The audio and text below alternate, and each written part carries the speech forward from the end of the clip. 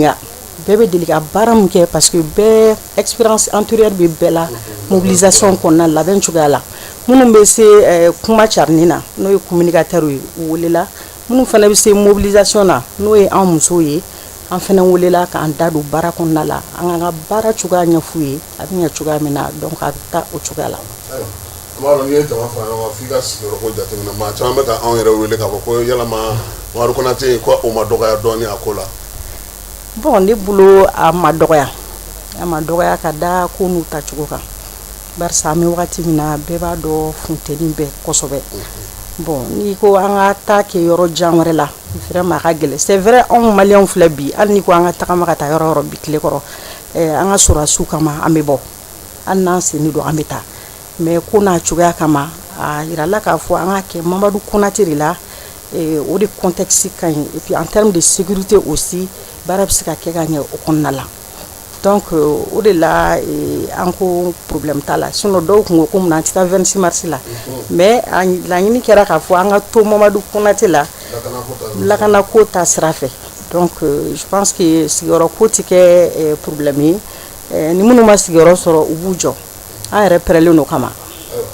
Premier ministre n b'a dɔn k'a fɔ jamana kɔnɔna na ni nin ko sugu kɛra jamana yɛrɛ calatigɛ jɛkulu n'o ye institution ye u bɛɛ lajɛlen bɛ wuli ka jɔ kɛ fasodenw ka wuli ka jɔ de ye nin ye yalama aw n'olu fana bolo bɛ ɲɔgɔn bolo wa ani a ko bɛna kɛ cogo di sini kɛnɛ ka ye kuma tacogo kow la. Kuma tacogo kow la o kana o bɛ gouvernement mɔgɔw bolo u bɛ n'a fɔ ɲɛna mɔgɔ minnu bɛ kuma mais an ka jate la komi force vive n'o ye société civile a musoman a cɛman a denmisɛnnin a mabakɔrɔ bari recotrade ninnu bɛ yen nɔ légitimité traditionnelle bɛ yen nɔ musokuluw bɛ yen nɔ denmisɛnninkuluw bɛ yen nɔ donsow bɛ yen nɔ kulu caman de bɛ yen nɔ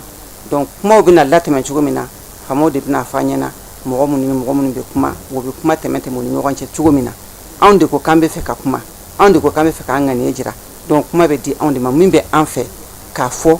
ka ɲɛsin an ka sɔrɔdasiw ma k'a ɲɛsin jamana ɲɛmɔgɔw ma k'a ɲɛsin jamana kɔnɔdenw ma donc ni kuma dira ma an bɛ kuma musow kɛnɛ anw ye an ka porte parole o dɔɔnin don kaban mun kan ka kuma musow tɔgɔ la o dɔɔnin don a kan ka taa min fɔ fana an bɛ kuma o kan sini sɔgɔmada fɛ ni ala sɔnn'a ma a bɛ taa kuma musow tɔgɔ la mais mun ni mun de kan ka fɔ an b'a bilasira n'o hakilina ye et je sais que jeune kunda fana o fana b'o kelen kɛ wa donso kunda ni kuma dir'u ma o kelen de don ni kuma dira recotrade ma o kelen de don ni kuma dira légitimité traditionnelle fana ma n'o y'an ka dugutigilakaw ye an'an ka laadatigiw o kelen de don i bɛ taa kuma jama tɔgɔ la mais i tɛ t'i yɛrɛ hakilinata fɔ i bɛ taa jama hakilinata de fɔ bon pour que o ka kɛ fo jama ka hakilina f'i ɲɛna donc kumaw bɛ tɛmɛ o cogo la maintenant ni folikan bɛ gouvernement fɛ ka da o bɛɛ lajɛlen kan gouvernement bɛ se k'o foli ci lase jama ma. Madame le ministre an b'a dɔn k'a fɔ nin wariya ninnu y'an sɔrɔ siɲɛ caman min ye bingaliw kana kɛ an ka jamana kɔnɔ nka ni ɲɔgɔnna ma deli ka kɛ an b'a dɔn k'a fɔ kuma caman aw musolakaw bɛ fɛɛrɛw fɔ hali n'o y'a sɔrɔ an yɛrɛ ka lakɔlɔsiliw la faamaw tɛ a caman don ba la yalama o fɛɛrɛ ninnu dɔw bɛna taa sen nin ko in na wa sabula a sera a dan na sisan. An bɛ kɛ ni b'o fɛɛrɛ ko in na toujours n'an ye fɛn min ye n'a man kan n'an ye mɔgɔ min ye n'a man kan ko o ko mana don dugu la i yɛrɛ b'a dɔn i y'a fɔ cogo min na musow de bɛ bɔ ko caman kalama donc toujours an y'o min daminɛ an tɛna n'an bolo jigin n'an ma dɔ fara o kan an tɛ foyi b'o la ka faamaw ladɔnniya n'an ye sigana mɔgɔ min ye n'an ye sigana ko min ye n'an ye fɛn min ye dugu kɔnɔ min ɲɔgɔn ma deli ka kɛ min tɛ yen nɔ kan wajibi don an ka bɔ k'a da faamaw tulo kan u yɛrɛ ye telefɔni numéro caman bila dugutigiw bɛ yen nɔ u ka kankɔrɔsigiw bɛ yen nɔ musokuntigiw bɛ yen nɔ denmisɛnninw ka ɲɛmɔgɔw bɛ yen nɔ faama tigilamɔgɔw yɛrɛ bɛ dugudaw la ni min yɛra min tɛ fɛn bɛnta ye a bɛ da u tulo kan u ka sɔrɔ ka wuli k'u jɔ ne ka nin hakili la nin tɛmɛnen kɔfɛ ni ɲɔgɔnna wɛrɛ fo ka taa fɔ min kɛra fo ka taa fɔ diɲɛ wulila ni ɲɔgɔn man ka Mali sɔrɔ tuguni an ka jate la ni ala sɔnn'a ma. An ɲɛsin ma ka kɛ ni min ye wuli ka jɔ in ye sini ta ye aw musow bɛna bɔ cogo di a bɛna bɔ kin ni kin wa ou a bɛna bɔ commune ni commune de wa ani a bɛna taa aw ka labɛn kɛ cogo di kɛnɛ ka ye. Diyara n ye n bɛ se k'a fɔ an ka ɲininkali tɛ se ka a tɛ kɛ kɛnɛ kan fɔlɔ anw bɛ baara la kɛrɛfɛ toujours je pars sous le contrôle de Tanti barisa c'est vrai an ni ministère bɛ baara la mais musow fana b'u ka baara la kɛrɛfɛ barisa an fana bɛ ɲɔgɔn ye kɛ don o don ka ɲɔgɔn bilasira baara in kan ka kɛ cogoya min na ka fɛɛrɛw fɔ ɲɔgɔn ye tanti sena ye muso bɛɛ fara ɲɔgɔn kan les femmes du Mali muso fɛn fɛn bɛ bi k'i bɛ kulu la i welela ka taa k'i da don mɔgɔ la donc i fɛnɛ bɛ na i b'i ka fɛɛrɛw fɔ parce que déjà an y'a fɔ n k'an bɛ association de la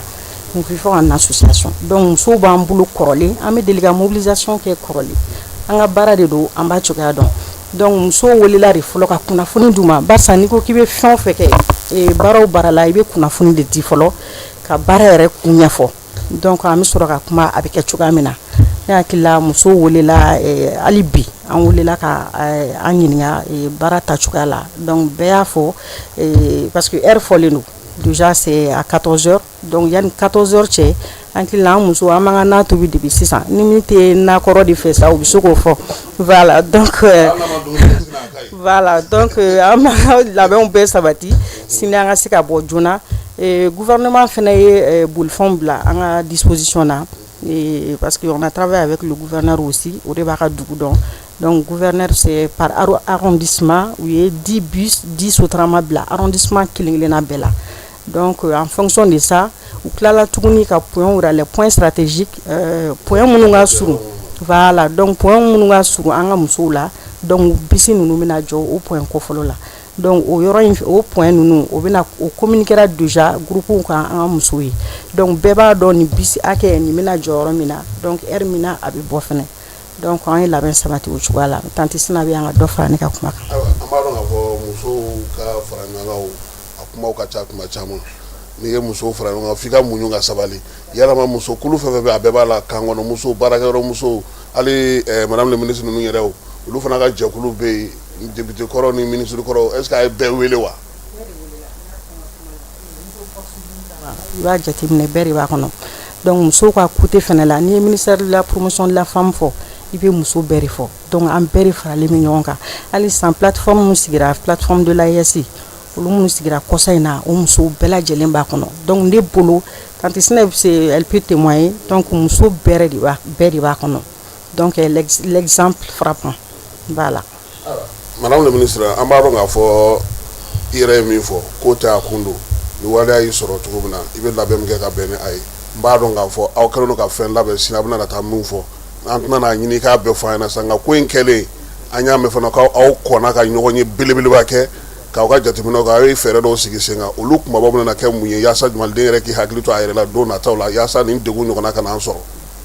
aw ye nin ko o jaabi n bɛ fɛ ka dɔɔni fara n denmuso ka kuma kan min ye kow labɛn cogo ye i y'a dɔn an y'a fɔ n ko gouvernement bɔra k'a ka ŋaniye jira force vive la aw bɛ fɛ ka nin kɛ aw de ka ŋaniye don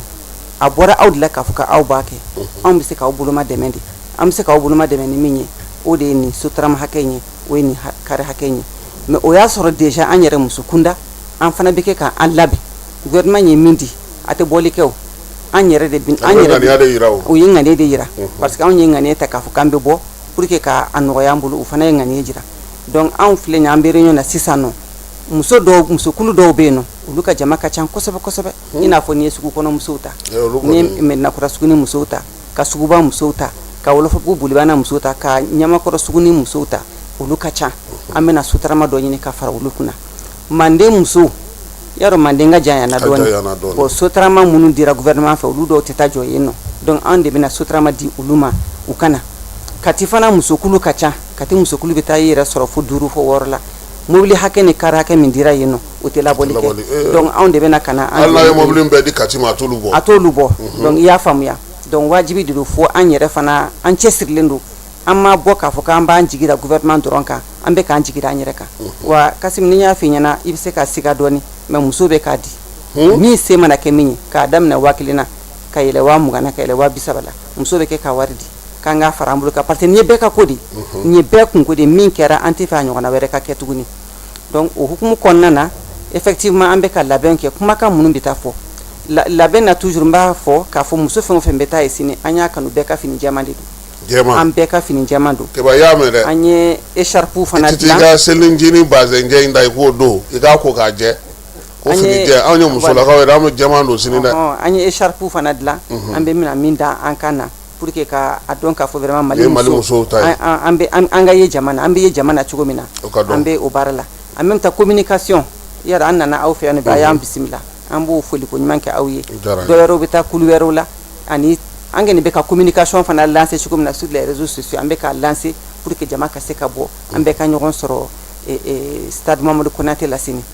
bon Mamadou Konate man dɔgɔn parce que an y'a fɔ fana ko u bɛ na bâches siri kɛnɛmala la ni kɔnɔna fara mɔgɔ dɔw mana u bɛ se ka to bâches kɔrɔ kɛnɛmala la yaasa dɔrɔn sécurité ka se ka assurer ka ɲɛ voilà stade Modibo Keyita min kun bɛ se ka jama kunbɛn o bɛ travaux la 26 mars ni ko k'i bɛ baara k'o la wulada fɛ i bɛ Bamakɔ ka caman degun parce que mɔgɔ caman bɛ bɔ dugu kɔnɔ ka na ba kɔfɛ ni ko k'i bɛ na baara kɛ yan nɔ a taa ni ka segin bɛ sɔn ka gɛlɛya mɔgɔ caman donc min ka nɔgɔ mɔgɔw ma bi o de ye Mamadou Konate ni Ala sɔnna ma an bɛ ɲɔgɔn sɔrɔ yen nɔ Mamadou Konate kɔnɔna bɛ fa garaden sanfɛla bɛ fa a dalala bɛ fa fo diɲɛ ma k'a ye k'a fɔ anw de ye maliyɛnw ye anw de bɛ ɲɔgɔn fɛ anw de bɛ ɲɔgɔn nɔfɛ message yɛrɛ fanba de y'o ye quoi Mali musow an bɛ an den finitigiw kɔ bi an b'u kɔ sini an b'u kɔ bi an b'u kɔ sini an den minnu bɛ si kɔngɔ na minnu bɛ si dibi la u bɛ tile kɔrɔ sanga ni wagati bɛɛ ka lakanani kɛ pour que anw ka se ka lafiya an bɛ bɔ ka Mali faamaw les femmes ka yirula k'a fɔ k'an b'u kɔ u baw b'u kɔ u balimamusow b'u kɔ u furumusow b'u kɔ u denmusow b'u kɔ fo ka taa se transition yɛrɛ ma o jɛlen don narankaw b'u ta kɛ wa o bɛ diya yɛrɛ fana ni Ala sɔnna ma région 19 bɛɛ lajɛlen a bɛ kɛ a bɛɛ lajɛlen kɔnɔna na donc an bɔkun fɔlɔ ye ka yira an ka faamaw la an ka finitigiw la k'a fɔ an b'u kɔ so an b'u kɔ tile manu u yɛlɛma dɔrɔn bari ka fɔ les 23 millions de Maliens an bɛɛ de ye faama ye an bɛɛ b'u kɔ ka tila ka duwawu kɛ minnu bɛ ɲɛmɔgɔya la bi n'o ye Assimina ka cɛdɔ ye ka duwawu k'u ye Ala k'u fanga se an b'olu fana kɔ n'o bɔra yen nɔ anw ka jamana ka yɛrɛya n'o ye Mali ka souveraineté an tɛ tulonkɛ o la dɛ Mali muso k'a tɛ tulonkɛ Mali ka souveraineté la abada lisi donc an cɛsirilen bɛ mɔgɔ o mɔgɔ magara Mali ka souveraineté li magara Mali muso la donc an jɔlen bɛ an ka jamanaw kɔfɛ u mana baara o baara kɛ ka ɲɛsin an ka yɛrɛta in ma u mana fɛn o fɛn boloda ka ɲɛsin an ka yɛrɛta in baara ma u ka dɔn k'a fɔ ko Mali musow b'u kɔfɛ an ka jamana a tɛ tila a tɛ tɔnɔmada kuma tɛ k'a don juru la donc an cɛsirilen bɛ jamanadenw kɔ fɛn o fɛn ŋaniye ye k'a fɔ Mali ka k'a yɛrɛ Mali tɛ ka k'a yɛrɛ u ye décision fɛn o fɛn ta o hukumu kɔnɔna na Mali musow b'u kɔ donc o y'an bɔkun sabanan ye. a y'an wele a kan ka jinin d'an ma dɛ o ko bɛ cogo di. Il y a comme on le dit, l'eau c'est la vie. Voilà, exactement. Donc, basita la, o bɛ sɔrɔ. N y'a fɔ cogo min na n ko ani ministère ye baara kɛ donc u ye baara min yira n na ji talen don a kɔnɔ mais an b'a dɔn o tɛ bɔli kɛ Tani Sina bɔra k'a fɔ sisan gouvernement bɛ ŋaniya de yira voilà k'an boloma dɛmɛ donc an fana ye wari min fara ɲɔgɔn kan a bɔra k'a fɔ sisan an sera ka dɛmɛ minnu sɔrɔ donc an bɛ n'o don ji la maliyɛn fɛn fɛn sen b'a se kɛnɛ kan parce que stade bɛ 5000 à peu près 5000 mɔgɔ 5000 ka taa au delà de ça donc an ka estimation yɛrɛ la mɔgɔ bɛ taa fo 20,000 donc an hakili la ji tɛ kɛ fɛn ye min bɛna dɛsɛ maliyɛnw na n'Ala sɔnna sumalenba ji dɔrɔn tɛ dɛ jus fɛnɛ b'a la ka tila ka jus personnalisé il y a des surprises aussi pour les Maliens surprise fɛnɛ bɛ pour les Maliens an tɛna bɛɛ fɔ n'a y'a bɛɛ fɔ bon a bɛ tiɲɛ dɔɔni quoi donc surprise bɛ yen nɔ voilà. ani muso minnu bɛ ka jɛ ka baara kɛ muso jɛkulu ninnu u fana ka mɔgɔw b'u bolo labɛn ko hukumu kɔnɔ n'olu fana bɛ baara la ɲɔgɔn fɛ i n'a fɔ kin kɔnɔnaw bɛ cogo. Exactement kin kɔnɔnaw la parce que an y'o de fɔ n ko organisé len don à la base déjà kin kɔnɔnaw la muso minnu bɛ déjà u organisé len don sont bien structurés donc je pense que air fɔra déjà n y'a fɔ kuma la air fɔlen don bɛɛ pɛrɛlen don n balimakɛ bɛɛ de pɛrɛlen don donc il suffit seulement kariw ka jɔ kɔɲɔw na bon hali ni minnu ma kari sɔrɔ hali ni minnu ma kari sɔrɔ anw bɛ taa sen na voilà anw pɛrɛlen don o jɛlen don ani bajalan u bɛ sɔn ka bɔ sini ka yɔrɔ fa ka sɔrɔ an ma se yen nɔ donc exactement voilà donc an labɛnnen don on est bien structuré donc information dilen don bɛɛ ma parce que groupe WhatsApp bɛ déjà Tanti ni groupe WhatsApp créé donc muso bɛɛ de b'a kɔnɔ a ka ca ni muso 300 ye donc c'est ouvert exactement donc approche in kɛra travail in kɛra cogo min na on a fait de façon inclusive donc de telle sorte que bɛɛ bɛ se k'i yɛrɛ sɔrɔ a kɔnɔ cogo min na mɔgɔ kana frustrer mɔgɔ ɲugun kana don i yɛrɛ la donc weleweleda min bɛ ne bolo parce que baara kɔnɔna la laɲini dɔw kɛra gouvernement fɛ f'an k'a fɔ musow ye ko faamu toujours an bɛ an ka lakana kɔnɔna la mais an tɛ fɛ ka dekuna se mɔgɔ si ma a ɲininen don muso denbatigiw fɛ den fitinin bɛ muso minnu bolo vrai exactement ni minnu tɛ se ka ɲɛ f'u den ka taa stade la u nɔfɛ vraiment an bɛ yafama kɛ o mɔgɔ sugu la olu ka to so ani denmisɛnnin fitinin ninnu minnu bɛ jardin première année les primaires buruburunin ninnu vraiment a ɲininen don u fɛ u ka to so c'est des citoyens mais a ɲininen don en termes de sécurité vraiment u ka to so a fɔ maliyɛnw fana ye ko fuyeliw bɛna kɛ komi an b'a dɔn cogo min na n'an bɛ don stade kɔnɔ donc rigueur bɛ yen nɔ maliyɛnw ka sɔn musow ka sɔn an ka fuye donc a fuyeli fana a bɛ kɛ sariya kɔnɔna la a tɛ kɛ ko degun bɛna se mɔgɔ si ma c'est pour notre propre sécurité voilà an yɛrɛ ka lakana de kama fɔlɔ donc mɔgɔw ka sɔn u ka fuye et puis ka fuye maramafɛnw n b'a fɔ kuma la ka mɔgɔw bilasira maramafɛnw ani fɛn minnu bɛ se ka mɔgɔw bana donc voilà u kana taa n'u ye bon a ɲininen don o don dɛ saga dotigiw bon an ka sagi kɔnɔna ko fɛnɛ man ca voilà an ka sagi kɔnɔna o ko dɔɔni o man ca voilà surtout les sacs à dos vraiment an b'a ɲini mɔgɔw fɛ ko olu éviter